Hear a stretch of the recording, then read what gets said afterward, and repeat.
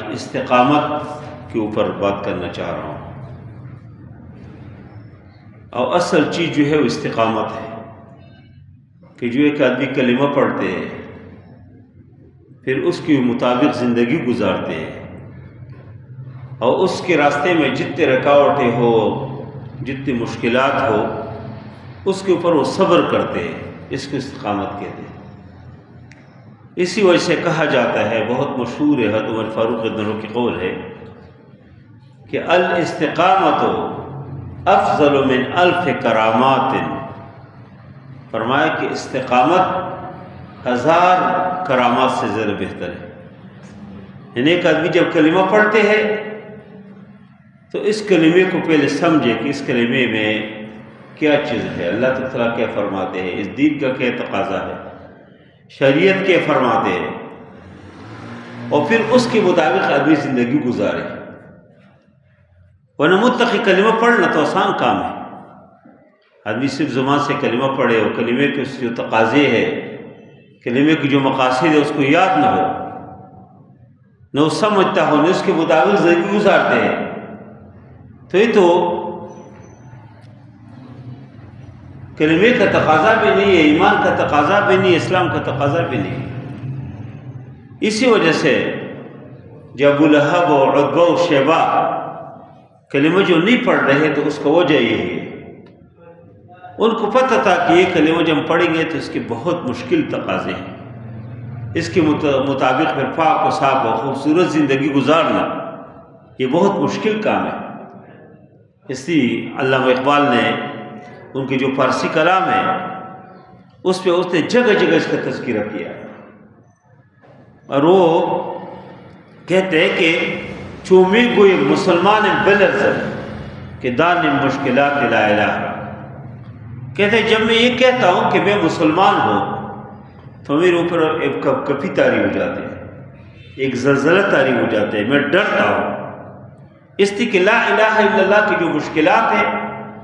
اس کو جب میں دیکھتا ہوں کہ یہ تو بہت مشکل مراحل ہے، بہت مشکل مراحل سے گزرنا ہے، اس وجہ سے وہ کہتے جب میں یہ کہتا ہوں کہ میں مسلمان ہوں تو ڈرتا ہوں۔ اور یہ کہا نا کہ یہ شہادت گہری الفت پہ قدم رکھنا ہے۔ لوگ آسان سمجھتے ہیں مسلمان ہونا، یہ جو لا الہ الا اللہ محمد رسول اللہ کے قرار ہے، یہ جو اشہد ان لا الہ الا اللہ واشہد ان محمدً عبدہ ورسولہ، جب یہ کہتے ہیں کہ اللہ کے بغیر کوئی بندگی عبادت کی مستحق نہیں ہے، اور جب ہم یہ کہتے ہیں کہ میں گواہی دیتا ہوں کہ اشہد ان لا الہ الا اللہ، کہ اللہ کے بغیر کوئی نہیں ہے، کوئی بندگی و عبادت کی مستحق نہیں ہے، واشہد ان محمدً عبدہ ورسولہ، اور میں گواہی دیتا ہوں کہ محمد صلی اللہ علیہ وسلم اللہ تعالیٰ کا بندہ اور رسول ہے۔ جب یہ گواہی کوئی دیتے ہیں تو اس کو شہادت علی الحق کہتے ہیں۔ وَكَذَلِكَ جَعَلْنَاكُمْ أُمَّةً وَسَطًا لِتَكُونُوا شُهَدَاءَ عَلَى النَّاسِ وَيَكُونَ الرَّسُولُ عَلَيْكُمْ شَهِيدًا، قیامت کے دن بھی یہی گواہی، اور دنیا میں بھی جس نے کلمہ پڑھا تو اپنے عمل سے وہ بتاتے ہیں کہ میں نے یہ جو کلمہ پڑھا ہے تو میں اس کے مطابق میری زندگی ہے۔ اور مسلمان و مومن، وہ جو علامہ اقبال نے کہا ہے کہ مومن و مسلمان کیا ہے، قاری نظر آتا ہے حقیقت میں ہے قرآن۔ مومن مسلمان بظاہر تو قرآن پڑھنے والے نظر آتے ہیں، لیکن حقیقت میں وہ عین قرآن ہوتے ہیں۔ قرآن نے جو فرمایا کہ اس طرح تجارت کرو، اس طرح کاروبار کرو، اس طرح اخلاق ہو، اس طرح اٹھو، اس طرح بیٹھو، پوری زندگی اس کے مطابق زندگی گزارتے ہیں۔ یہی چیز ہے جس کو یہ شہادت کہتے ہیں، کہ یہ شہادت گہری الفت پہ قدم رکھنا ہے، یہ مضبوط اللہ تعالیٰ کے ساتھ ایک محبت ہو، اللہ کے رسول صلی اللہ علیہ وسلم کے ساتھ ایک محبت ہو، قرآن کے ساتھ محبت ہو، آخرت کے اوپر پوری طرح آپ کی نظر ہو، جنتوں کے اوپر نظر ہو، اور جہنم آپ کے سامنے ہو کہ یہ اگر اس کے اوپر میں نہیں چلتا ہوں تو ایک جہنم ہے۔ اس کا تقاضا ہے گہری الفت پہ قدم رکھنا ہے کہ پوری طرح صحابہ کرام اس کی پوری زندگی وہ آپ کے سامنے ہو، اسی کو استقامت کہتے ہیں۔ اسی کے اوپر دین کے اوپر قائم اور دائم رہنا اس کو کہتے ہو. یہ بہت بنیادی چیز ہے. اگر یہ کسی میں نہیں ہے، زبان سے آدمی کلمہ پڑھے اور اس کی عملی زندگی کسی اور طرح ہو، تو یہ اللہ کو مطلوب نہیں ہے، شریعت کو مطلوب نہیں ہے. شریعت کو مطلوب جو مسلمان مومن ہے وہ یہی ہے کہ اس کے اندر اس کو پوری زندگی میں اللہ تعالیٰ کیا فرماتے ہیں، اللہ کے رسول کیا فرماتے ہیں، پوری طرح موجود ہو. یہی چیز ہے، اس کی استقامت بولتے ہیں. اسی وجہ سے اللہ تعالیٰ نے فرمایا ان الذین قالوا ربنا اللہ، بے شک ان لوگوں نے جنہوں نے کہا کہ ربنا اللہ، ہمارا رب اللہ ہے، اور پھر اس بات کے اوپر ڈٹے رہے، ثم استقاموا، پھر استقامت اختیار کرے، اس کے اوپر مضبوطی کے ساتھ عمل کرے، تو تتنزل علیہم الملائکہ، فرشتے نازل ہو رہے اس کے اوپر، فرشتے تشریف لائیں گے ان کے پاس. تتنزل علیہم الملائکہ، فرشتے نازل ہو جائیں گے. ان الذین قالوا ربنا اللہ ثم استقاموا تتنزل علیہم الملائکہ، فرشتے نازل ہو جاتے اور کیا فرماتے ہیں کہ اللہ تخافوا ولا تحزنوا،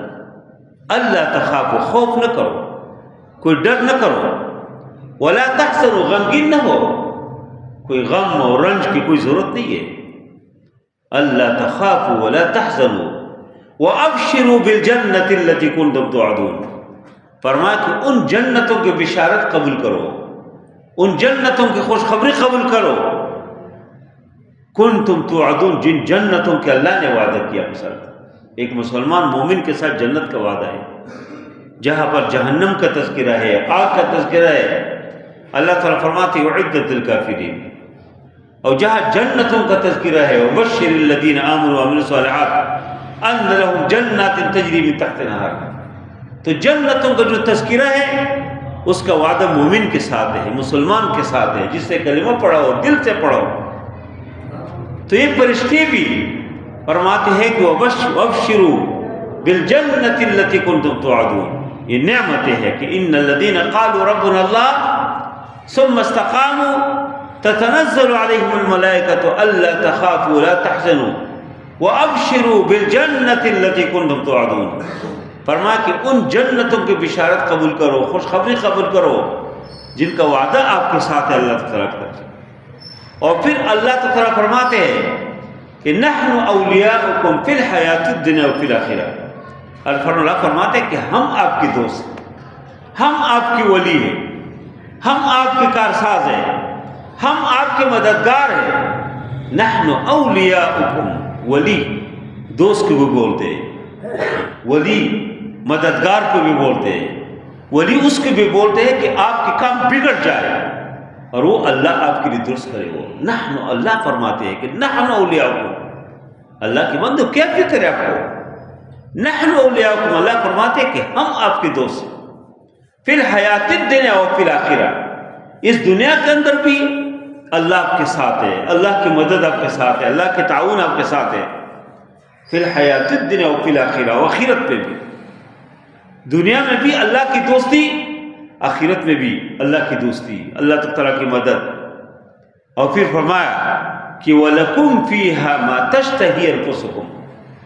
جن جنتوں کا اللہ نے وعدہ کیا تو اس جنت کے اندر آپ کے لیے وہ ہر وہی چیز ہے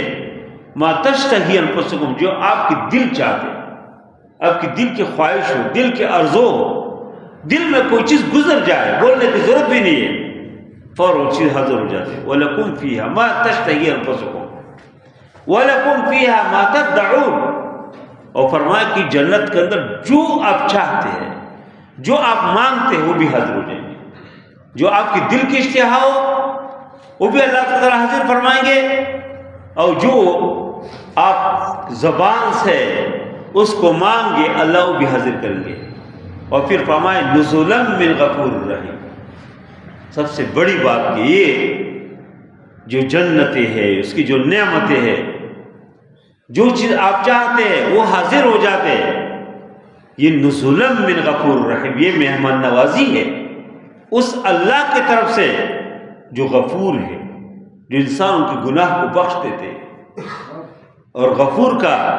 ذکر اس نے بھی کیا، اللہ کی صفت اللہ نے ادھر ذکر اس نے کیا کہ ظاہر ہے کہ اس انسانی معاشرے میں، اس دنیا کے اندر جب انسان رہتے تو کوئی نہ کوئی کمزوری انسان سے ہو جاتے، کوئی لغزش ہو جاتے، گناہ کی میل کچیل گرد و غبار انسان کے اوپر پڑ جاتے، اس لیے کہ شریعت نے تو نہیں کہا، اسلام نے نہیں کہا، دین نے نہیں کہا کہ تم مسجد کے اندر بیٹھو، نہیں، یہ تو رہبانیت تو ہے نہیں۔ دکان میں بیٹھو، کاروبار کرو، بازاروں میں گھومو پھرو، خریداری کرو، خرید و فروخت کرو، منڈی میں جاؤ، مارکیٹ میں جاؤ، آپ پارلیمنٹ کے اندر جاؤ، عدالت میں جاؤ، جہاں جانا چاہتے جاؤ، ایک وسیع میدان ہے۔ لیکن فرمایا کہ دین کے مطابق زندگی گزارو، شریعت کی روشنی میں رہو، دین کی چھتری میں رہو۔ لیکن پھر بھی انسان نفس ساتھ ہے، شیطان ساتھ ہے، اگر کوئی کمزوری ہو جائے تو اللہ تعالیٰ نے فرمایا کہ نزلا من غفور الرحیم، اس اللہ کی طرف سے مہمان نوازی ہے کہ جو غفور ہے، نہیں کہیں گے کہ تم نے یہ کیا، یہ کیوں کیا، یہ اللہ معاف کرنے والا ہے۔ اللہ چاہیں گے تو دخول اولی کے ساتھ معاف کریں گے، اور اگر کسی کو توبہ کی توفیق نہ ہو، کسی سے کمزوری ہو جائے اور اللہ بھی معاف نہ کرے تو اپنے گناہ کے مطابق وہ جہنم میں تو جائیں گے، لیکن بالآخر جنت پہ جائیں گے۔ اس سے فرمایا غفور کی صفت، غفور بہت زیادہ بخشنے والا، بہت زیادہ معاف کرنے والا، اور پھر فرمایا کہ رحیم ہے یا اللہ، نزلا من غفور الرحیم، رحیم فعیل کے وزن ہے، اس کے اندر مبالغہ ہے، بہت زیادہ رحم کرنے والا۔ اللہ کے رحم دنیا کے اندر تو بہت عام ہے، رحمان ہے دنیا میں، مسلمان کافر،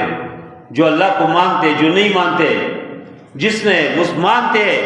لیکن 5 وقت نماز پابند ہے، دیندار اور نیک آدمی ہے، اس کے لیے بھی اللہ تعالیٰ کے رحمان ہے، وہ رحمان ہے اللہ تعالیٰ ان کے لیے۔ لیکن آخرت میں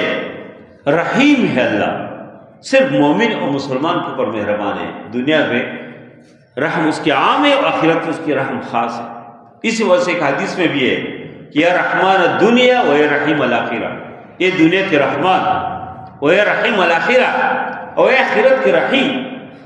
تو تمام انسانوں کے لیے دنیا کے اندر اللہ تعالیٰ کے رحم ہے، اور تمام جتنے مخلوقات ہیں، کافر ہے، مسلمان ہے، اور انسان ہے، جانور ہے، سب کے لیے۔ لیکن آخرت میں اللہ تعالیٰ کے رحم صرف مسلمان و مومن کے لیے۔ یہ استقامت کے، یہ فرمایا کہ جو آدمی استقامت اختیار کرتے ان کے لیے چیز ذکر کی ہے کہ ان کے لیے تتنزل علیہم الملائکہ، فرشتے نازل ہو جاتے ہیں، اللہ تخافوا، فرشتے کہیں گے کہ کوئی خوف نہ کرو، ولا تحزنوا، کوئی غم نہ کرو، فرشتے جنت کی بشارت دیتے ہیں، اور فرشتے ان سے کہتے ہیں کہ اللہ تعالیٰ جنت کے جو مہمان نوازی ہے اس کا ذکر کرتے ہیں،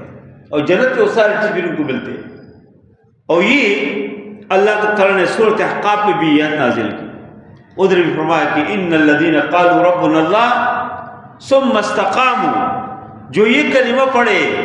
کہ لا الہ الا اللہ، اللہ کی الوہیت کے، اللہ کی مالکیت کے، اللہ کی حاکمیت کے، کہ اللہ تعالیٰ سب کچھ اللہ ہے، مجھے رزق بھی اللہ دیتے ہیں، میری پوری زندگی اللہ کے ہاتھ میں ہے، ربنا اللہ، میرا رب اللہ ہے، اللہ میرے حاکم ہے، اللہ میرے لیے میرے متصرف و حاجت روا، سب کچھ اللہ ہے۔ ثم استقاموا، پھر اس عقیدے کے اوپر مضبوط ڈٹے رہے، مضبوط رہ جائے، تو اس آیت کے اندر فرمایا کہ اللہ تخافوا ولا تحزنوا ان الذين قالوا ربنا اللہ ثم استقاموا فلا خوف علیہم، ادھر فرمایا کہ اس کا کوئی خوف نہیں ہوگا، کوئی ڈر نہیں، ولا هم يحزنون، کوئی غم بھی نہیں، اور پھر فرمایا کہ اولئک اصحاب الجنہ، یہ جنت والے ہیں، اللہ سرٹیفکیٹ دیتے ہیں کہ جنت والے ہیں، جزاء بما كانوا يعملون، اس وجہ سے کہ انہوں نے جو کچھ کیا تھا دنیا میں، جو نیکی کیا ہے، اسے نیک کام کرنے کو سے اس کے لیے جنت ہے۔ اور سورۃ ہود میں اللہ نے فرمایا کہ فاستقم کما امرت، فرمایا استقامت اختیار کرو جس طرح اس استقامت کے آپ کو حکم ہوا ہے، فاستقم کما امرت، نبی کریم صلی اللہ علیہ وسلم کو فرمایا کہ فاستقم کما امرت ولا تتبع فرمایا کہ تم تابعداری نہ کرو لوگوں کی خواہشات کی، ادھر چیزوں کی تابعداری نہ کرو۔ اللہ کے نبی صلی اللہ علیہ وسلم تو ظاہر ہے وہ تو پیغمبر ہے، وہ تو اس طرح نہیں کریں گے، اس سے تو یہ توقع نہیں ہے، بلکہ ایک عام مومن مسلمان کو بتایا جا رہا ہے کہ تم خواہشات کے پیچھے نہ جاؤ،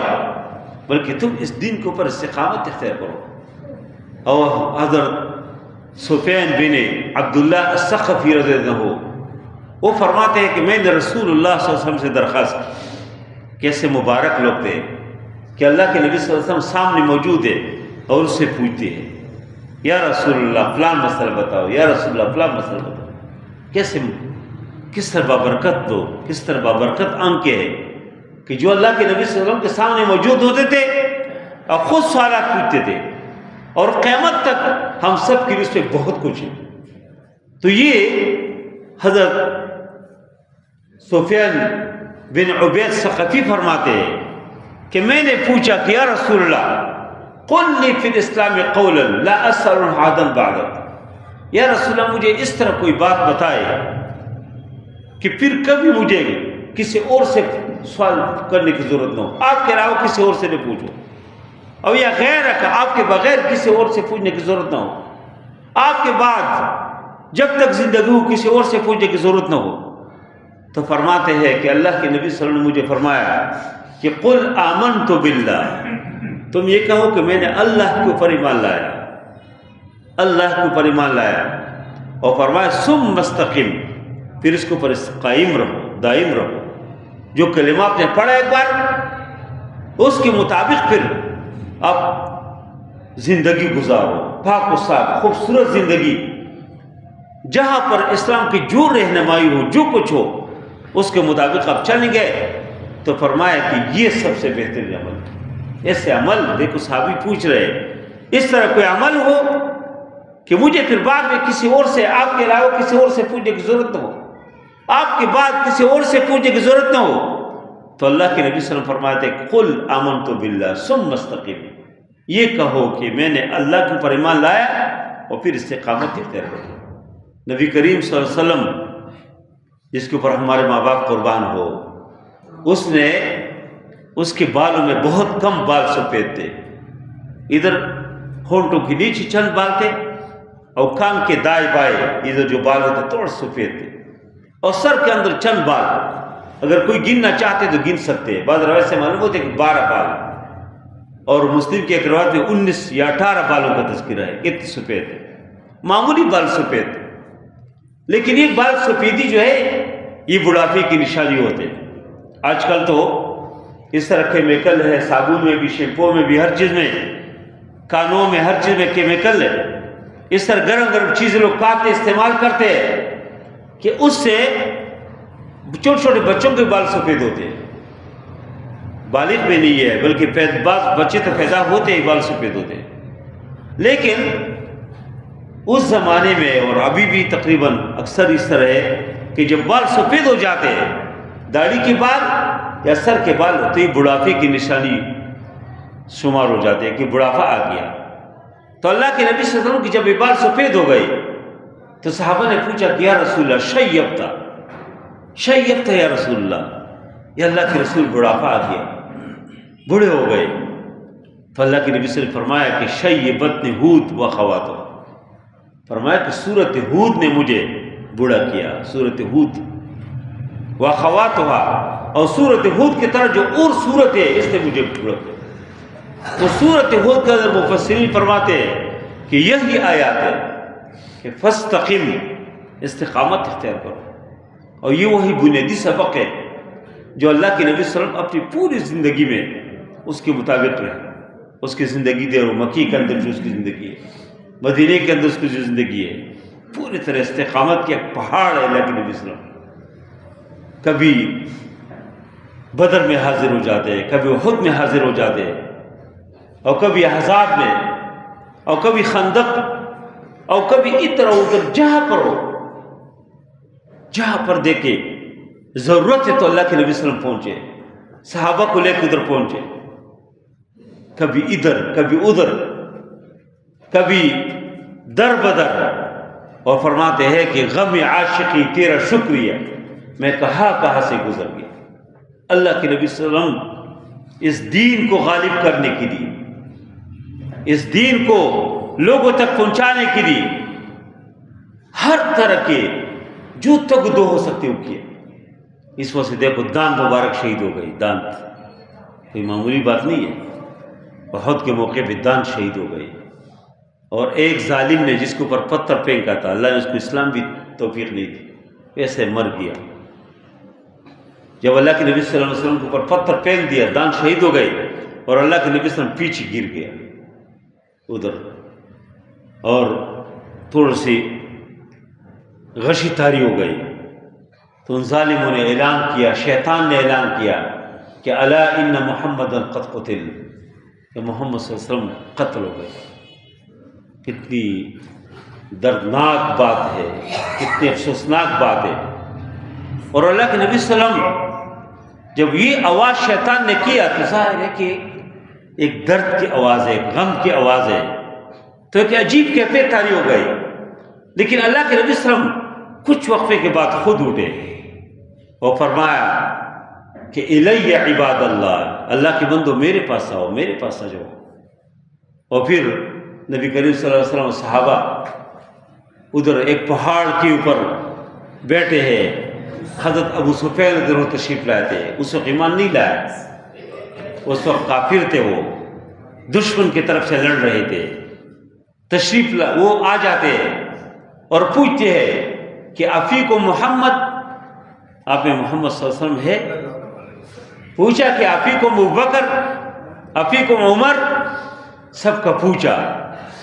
تو عمر فاروق رضی اللہ عنہ تو بےتاب ہو گئے کہ جواب دے، لیکن اللہ کے نبی صلی اللہ علیہ وسلم فرمایا کہ ضرور صبر کروں گا۔ پھر اس نے اپنے گھوڑے کو ایسے گھمایا،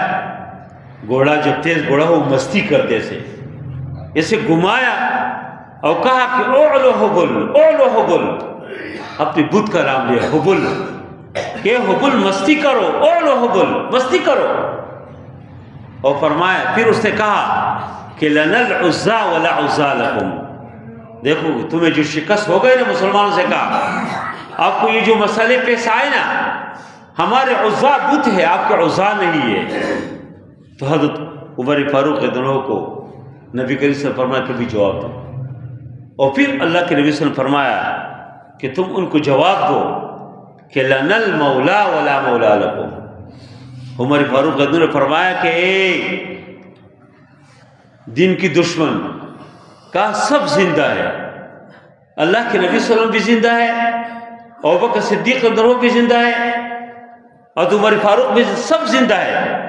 اور پھر یہ کہا کہ لنا المولا مولا مولا لکم، ہمارے مولا ہے، آپ کے مولا نہیں ہے۔ اور اس کی اللہ کے نبی صلی اللہ علیہ وسلم کی اس پوری زندگی ایک جد و جہد کے نام ہے، ایک تگ و دو کے نام ہے، ایک محنت کا نام ہے۔ اور پھر ایک ایک صحابی کی آپ زندگی دیکھیں کہ کس طرح انہوں نے اس دین سے اپنے آپ کو قربان کیا۔ تو آج ایک ایک صحابی ایک ستارے کے معنی میں، ستارہ جو ستارے کی طرح روشنی ہے، ابھی بھی اس کی زندگی ہماری روشنی ہے۔ ایک ایک صحابی، حضرت عبداللہ بن حذافہ السہمی رضی اللہ عنہ، جو صحابہ میں تھوڑے سے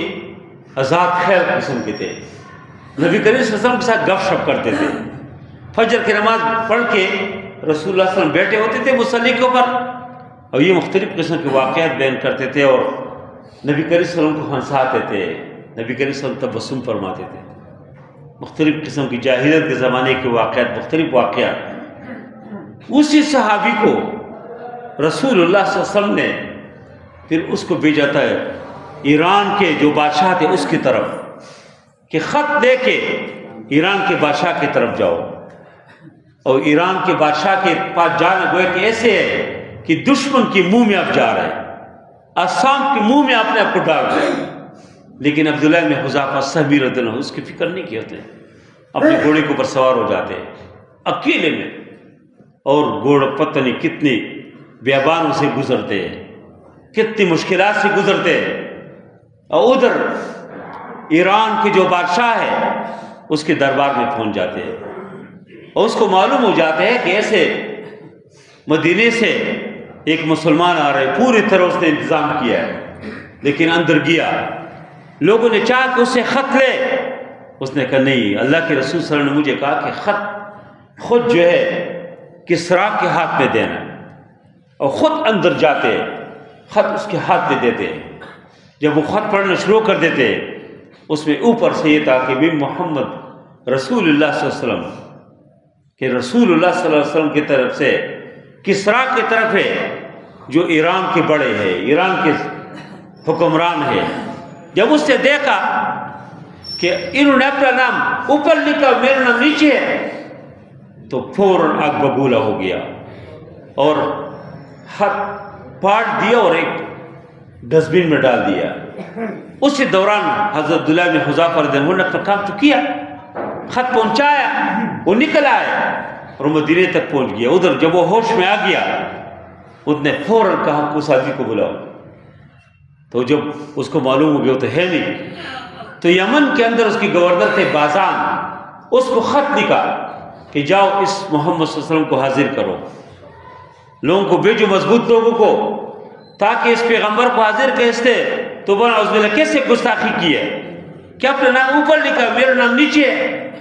بازان نے دو لوگوں کو دیکھا، مدینے میں پہنچ گئے وہ لوگ، رسول اللہ صلی اللہ علیہ وسلم عصر کے ٹائم میں، مغرب کے ٹائم میں رسول اللہ صلی اللہ علیہ وسلم سے ملاقات۔ کہا کیسے آئے؟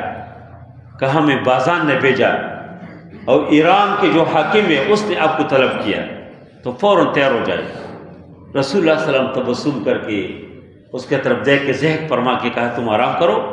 کل دیکھتے ہیں۔ کل صبح جب وہ لوگ پھر آ گئے اور رسول اللہ صلی اللہ علیہ وسلم سے کہا کہ او چلتے ہیں، اللہ کے نبی صلی اللہ علیہ وسلم نے فرمایا کہ آپ کس طرح ختم ہو گیا، وہ مر گیا۔ اس کا پھر وہ اسی رات اس کے بیٹے نے اس کو زہر دیا اور وہ قتل ہو گیا، یہ کسی کو پتہ نہیں تھا۔ اور جب یہ عبداللہ بن حذیفہ رضی اللہ عنہ تشریف لائے اور رپورٹ دے دیا کہ اس نے تو خط کی بے عزتی کی اور خط ٹکڑے ٹکڑے کر کے ڈسٹبن میں پھینک دیا، اللہ کے نبی صلی اللہ علیہ وسلم نے فرمایا کہ اللہ اس کی حکومت کو اسے تس نس کرے، جس طرح انہوں نے میرے خط کی بے عزتی کی اس کی حکومت کو اللہ سے ٹکڑے ٹکڑے کرے۔ جب وہ لوگ اللہ کے نبی صلی اللہ علیہ وسلم نے یہ بات کہی کہ دیکھو آپ کا وہ ختم ہو گیا، ابھی کوئی نہیں ہے، کوئی کسریٰ مصریٰ نہیں ہے، انہوں نے کہا کیسے ہو صاحب کیا پتہ ہے؟ کہا چلو تم جاؤ، وہ بازان کے پاس گئے، بازان سے کہا وہ تو یہ کہتے کہ وہ تو ختم ہو گیا، مر گیا۔ بازان نے کہا کہ واقعی اگر وہ انہوں نے سچ کہا ہو اور کسریٰ ختم ہو گیا ہو تو کہا تو پھر تو ہم آج کے بعد اس محمد صلی اللہ علیہ وسلم کے اس کے تابعدار بن جاتے ہیں، اس کے ساتھ رہیں گے۔ اور واقعی جب معلوم کیا تو اس کے وہ ختم ہو گیا تھا، اور بیٹے نے پیغام بھیجا بازان کے پاس کہ میں نے اپنے والد کو ختم کیا، میں حاکم ہوں، میرے بات مانے۔ اس نے کہا نہیں، آج کے بعد ہم محمد رسول اللہ صلی اللہ علیہ وسلم کے اس کے پروانے بن گئے، آج کے بعد ہم اس کے عاشق بن گئے، اس کی محبت میں آ گئے، اور آج کے بعد نہ کوئی آپ کی بات مانتے کسی اور کی بات مانتے۔ اور کچھ وقت بعد پھر ہوا کہ وہ بھی وہ جو ان کا بیٹا تھا شیرویہ نام تھا وہ بھی مر گیا۔ کیسے مر گیا؟ کہ اس نے اپنے باپ کے مذہب میں جا کے، وہ خواہشات کے بہت پابند تھے، بہت زیادہ شوقین تھے، یہ قوت باپ، ایک دوائی اس کے والد نے ادھر ایک شیشے کے اندر رکھ کے اس کے اوپر لکھا تھا کہ قوت باپ کے لیے، حالانکہ وہ دوائی نہیں تھی، وہ کچھ زہر اس میں موجود تھا، لیکن وہ باپ کو پتہ تھا کہ میرا بیٹا ان چیزوں کی شوقین ہے، مجھے قتل کریں گے، یہ جب میرے الماری کو کھولیں گے پہلے کام کریں گے۔ اس نے وہ شیشہ لیا اور پینا شروع کیا اور فوراً وہ بھی مر گیا، اور اللہ نے اس کی حکومت کو تس نس کی ٹکڑے ٹکڑے کیا۔ اور یہ ہو عبداللہ نے حذیفہ السہمی رضی اللہ عنہ، پھر عمر فاروق رضی اللہ عنہ کے دور میں روم کے جو بادشاہ اس کی طرف گئے، جیسے ایسے صحابی ہے کہ جو زمانے کی جو بڑی قوت ہے، ایران کے جو حاکم ہے ان کے پاس بھی گیا ہے، ان سے بھی ملاقات ہو گئی تھی، رسول اللہ صلی اللہ علیہ وسلم کے خط پہنچایا، اور پھر جو ہے وہ روم کے طرف عمر فاروق رضی اللہ عنہ لشکر بھیجا تھا، ادھر وہ پکڑے گئے اور صحابہ بھی پکڑے گئے۔ تو روم کے جو بادشاہ تھے اس نے کہا کہ مسلمانوں میں سے اگر کوئی آپ پکڑے تو میرے سامنے حاضر کرو. میں دیکھ کیسی مخلوق ہے. اس کو حاضر کیا. جب دیکھا بہت زیر مشکلات اس کے اوپر کیا, بہت تکلیف دی لیکن اس نے, اور پھر ادھر تک لالچ دے دیے کہ اپنی حکومت پہ آپ کو شریک کرتا ہوں. وہ تھے کہ آپ کی حکومت کیا ہے؟ حکومت آپ کو مبارک ہو, میں رسول اللہ صلی اللہ علیہ وسلم کے دامن کو نہیں چھوڑ سکتا ہوں. بیٹی سے شادی کے لیے کہا اور بہت سارے لالچ دی. پھر ان سے کہا کہ آپ کو میں تیل گرم کر کے کس پہ ڈالتا ہوں, ایک دیکھ ہانڈی کے اندر تیل گرم کر کس پہ ڈالتا ہوں. لوگ کو ڈال دیا اور سیکنڈوں میں گرم تیل کے اندر اس کے ہڈی اور گوشت الگ ہو گئی, لیکن ان کے اوپر کوئی اثر نہیں ہوا. آخر میں اس کے سامنے ایک آدمی کو ڈالا تیل کے اندر, تو حضرت عبداللہ بن حذافہ صحابی رضی اللہ عنہ کی آنکھوں میں آنسو آ گئے. تو ان کو کارندوں نے بتایا کہ شاید وہ بھی کوئی ڈر گیا ہو. اس کو بلایا, اس نے کہا نہیں میں اس سے نہیں روتا ہوں, میں اس سے روتا ہوں کہ میرے ایک سانس ہے, ایک روح ہے, ابھی آپ مجھے اس پہ ڈالیں گے میں ختم ہو جاؤں. کاش میرے کئی سانسیں ہوتی, کئی روح ہوتی, کئی بار آپ ڈالتے میں پھر زندہ ہوتا, پھر ڈالتے پھر زندہ ہوتا. تو اس نے سوچا کہ یہ آدمی تو مرنے کے قابل نہیں ہے, قتل کے قابل نہیں ہے. اس نے کہا چلو میں آپ کو چھوڑتا ہوں, لیکن تم اس طرح کرو کہ میرے پیشانی کی قبلہ لولو کے سامنے میرے پیشانی کو چومو تاکہ ایک بہانے مل جائے. اس نے کہا میں ایک شرط کے ساتھ کرتا ہوں کہ میرے سارے ساتھیوں کو چھوڑیں گے. 60-70 لوگ تھے, انہیں کہا سب کو چھوڑو. تو عبداللہ بن حذافہ سہمی اٹھے اور اس کے پیشانی کے قبلہ لیا, چوم لیا, اور اس نے سارے ساتھیوں کو چھوڑ کے جب عمر فاروق رضی اللہ عنہ کے پاس آ گئے اور یہ واقعہ بیان کیا, تو حضرت عمر فاروق رضی اللہ عنہ نے فرمایا کہ حق علی کل مسلم کا ان یقبل رأس عبداللہ. کہا کہ ہر مسلمان کے اوپر حق ہے کہ عبداللہ بن حذافہ کے پیشانی کی قبلہ لے, اس کو چومے, اور فرمایا کہ وانا ابدأ به, میں آغاز کرتا ہوں. اور پہلے عمر فاروق اٹھے, اس کے پیشانی کا قبلہ لیا اور پھر دیگر لوگوں نے. اس اصل دین میں استقامت ہے. استقامت بنیادی چیز ہے کہ جو آپ نے کلمہ پڑھا کہ لا الہ الا اللہ محمد رسول اللہ, اس کا ترجمہ آپ کو معلوم, اس کے تشریح معلوم ہو, اس کے تقاضے کہ جو ہم کلمہ پڑھتے ہیں, یہ کلمہ شہادت پڑھتے ہیں, اس کے کیا تقاضے ہیں.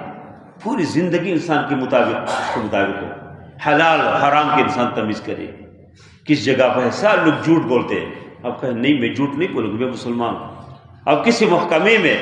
سارے لوگ رشوت لیتے ہیں, اب کہیں میں نہیں, میں رشوت نہیں لوں گا, میں مسلمان ہوں, میں مومن ہوں, میں نے کلمہ پڑھا. آپ لوگ ظلم کرتے ہیں, اب ظلم نہ کریں. حق حلال یعنی حرام و حلال کی در تمیز ہو. اس لیے ایک بہت بنیادی کلمہ ہے, بہت بابرکت دین ہے جو اللہ نے ہمیں نصیب کیا.